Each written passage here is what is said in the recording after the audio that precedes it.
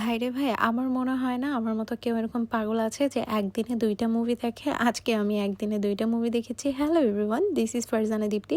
আজকে আমি দেখতে যাব বরবাদ আর জংলি, ২টা সিনেমা আমি একসাথে দেখব। সকাল সকাল আমাদের বরবাদের শো ছিল সকাল 11টা 15-তে।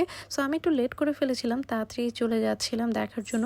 এই ভিডিও দেখার পর অনেকে জিজ্ঞেস করবা কেমন হয়েছে। এক কথায় বলতে গেলে সুপারব, একদম তামিল সিনেমার মতো ডিফারেন্ট টাইপের একটা মুভি। বরবাদ শেষ করার পর আমাদের হাতে আরো 3 ঘন্টা সময় ছিল জঙ্গলি দেখার জন্য। দেন আমি এই ভাইয়াটার হাত ধরে, এই ভাইয়াটা আমাকে চোখ রাঙানি দিয়ে দিল।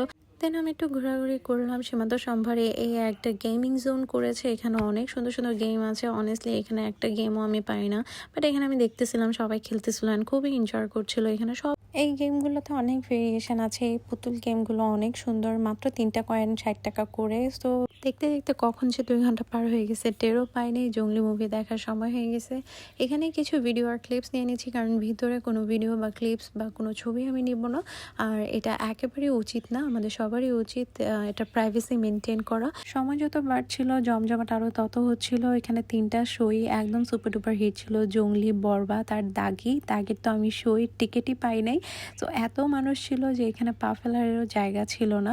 সবাই ওয়েট করছিল হল ক্লিন হওয়ার জন্য। অ্যান্ড সিনেমার টাইমও অনেকটা পিছিয়ে গিয়েছিল, যেটা অ্যাকচুয়ালি 4টা 40-এ শুরু হওয়ার কথা সেটা 5টা 10-এ স্টার্ট হয়েছে। সো অনেক লেট হয়ে গেছে, অনেক মানুষজন ওয়েট করছিল।